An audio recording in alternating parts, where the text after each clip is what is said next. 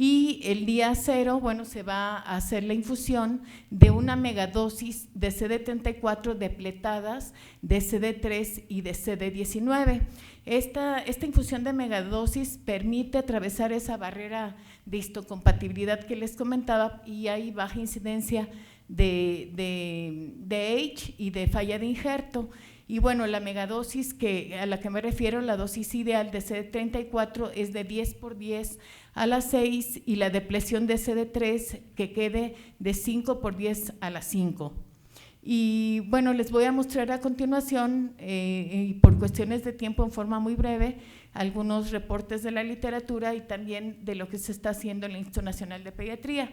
En México hay 2 hospitales donde se está haciendo este tipo de trasplante, con el Clinimax, que es en el Instituto Nacional de Pediatría, y en el Hospital Universitario de Monterrey.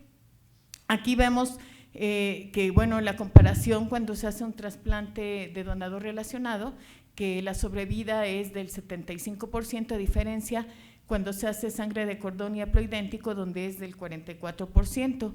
Y bueno, este es un reporte del grupo alemán, como les mencionaba, el pionero es el doctor Rupert Hahn-Grettinger, de 11 pacientes pediátricos, 8 tenían diagnóstico de leucemia aguda linfoblástica, 3 de anemia plástica severa, que habían tenido el antecedente de un trasplante. Toda el acondicionamiento, la depresión fue con todo lo que ya les expliqué, y bueno, en ellos el quimerismo fue en el 100% de los pacientes, ninguno tuvo enfermedad de injerto contra huésped grave y la sobrevida libre de enfermedad fue de 72%, pero en ese momento solo tenían 1 año de seguimiento y las principales causas de mortalidad fueron la recaída, la infección y neumonitis, los 3 pacientes que perdieron. Y este estudio también es del grupo alemán, pero de 29 pacientes, en donde aquí, bueno, la sobrevida cambia mucho, es a 30%, y las principales causas de muerte fueron también las infecciones, las recaídas, y un paciente falleció por enfermedad de injerto contra huésped. Como les decía, por cuestiones de tiempo, les voy a presentar en forma muy breve la experiencia que tenemos en el Instituto Nacional de Pediatría. No quiero dejar de mencionar la labor tan importante que desarrollan este protocolo el doctor Alberto Laya, el doctor Martín Pérez, que son médicos adscritos al trasplante por la mañana. Y bueno, el programa de este tipo de trasplante inició en el 2009, posterior a esa reunión que se hizo en Chile. Hasta el 2012 se realizaron 20 trasplantes. El año pasado, que todavía no están algunos datos analizados, se hicieron 5, pero bueno, les voy a mostrar el resultado de estos 20 pacientes, en donde el sexo fueron 10 femeninos, 10 masculinos, la edad fue desde 1 hasta 18 años, con una edad media de 6.6 años. El diagnóstico fueron 11 pacientes con leucemia aguda linfoblástica, 9 con leucemia linfoblástica y 2 con mieloblástica, un paciente con anemia plástica severa y 8 inmunodeficiencias. El régimen de acondicionamiento fue el que les comenté, de no mieloablativo, con fludarabina, globulina antilinfocito, radioterapia nodal, melfalán, la profilaxis para enfermedad de injerto contra huésped con ciclosporina y metrotexate a las dosis convencionales, y para prevenir infecciones oportunistas, inicialmente con ciprofloxacina, cuando ya tenían por arriba de 1000 neutrófilos totales, con sulfas, además de fluconazol y aciclovir.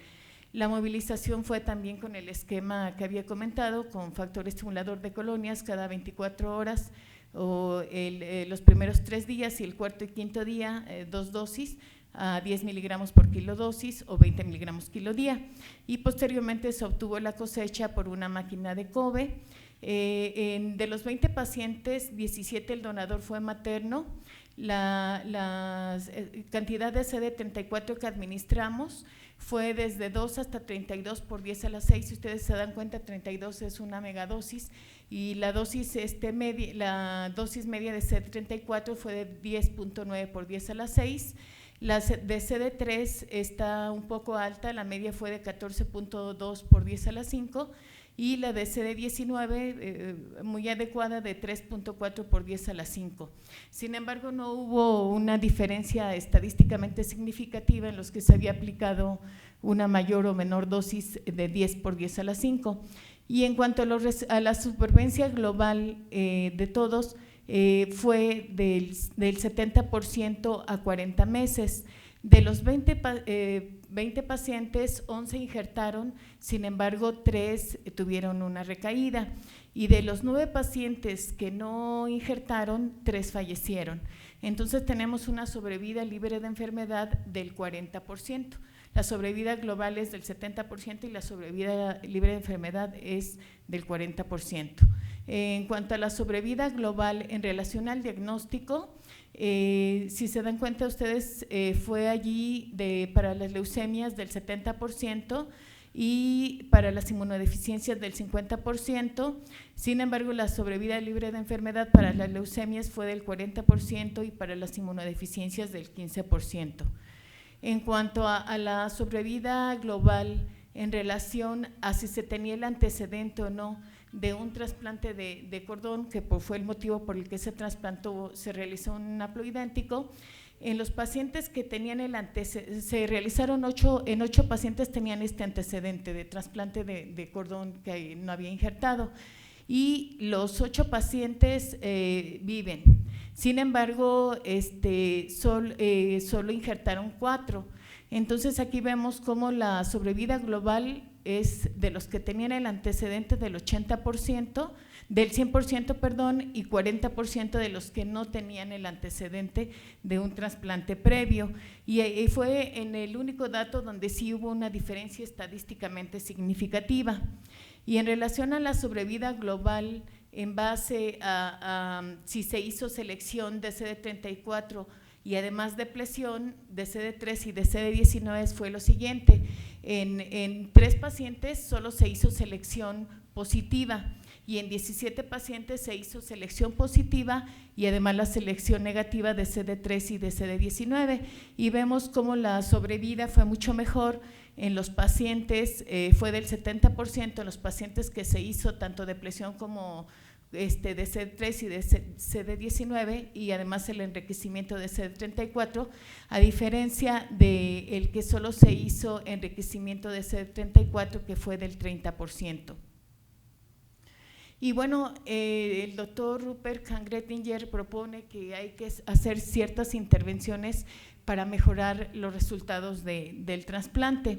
El primero es hacer un seguimiento del quimerismo a través, bueno, nosotros lo hacemos por citometría de flujo. Se sugiere que se haga el quimerismo el día +7, +14, +21 y +28, posteriormente semanalmente hasta el día +100, posteriormente cada mes durante un año y posteriormente anualmente durante 5 años.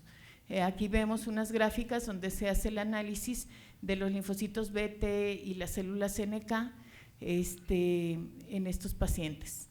Y bueno, como ustedes saben, las principales causas de mortalidad después de un trasplante son las infecciones, sobre todo virales, como el citomegalovirus, el adenovirus, el Epstein-Barr virus. Entonces, un verdadero desafío en nuestro medio a desarrollar es la infusión de linfocitos T con cargas virales específicas. Hasta hace un año solo se había podido realizar en trasplantes de sangre periférica. Sin embargo, en el Congreso de Cordón Umbilical que se realizó en junio en San Francisco, se presentaron 7 casos de trasplante de cordón umbilical en donde se habían infundido linfocitos T del cordón umbilical con carga viral específica para Epstein-Barr. Entonces, esto es algo que en nuestro medio pues tendríamos que es un verdadero desafío a desarrollar. Y siguiendo el tema de las infecciones, vemos que son las principales causas de mortalidad, como lo vimos anteriormente, para lo cual se debe de hacer un seguimiento infectológico, pero a través de biología molecular. Se sugiere que se realice semanalmente hasta el día +100, posteriormente cada 15 días durante los primeros 6 meses y posteriormente mensualmente durante un año, y se debe de realizar para varios virus como el Epstein-Barr, los adenovirus, citomegalovirus, que son los más frecuentes, así como la prueba de galactomanano para el antígeno de Aspergillus. Y no nada más hacer el seguimiento, sino también cuando estamos frente a la enfermedad, a estas infecciones, contar con los medicamentos adecuados.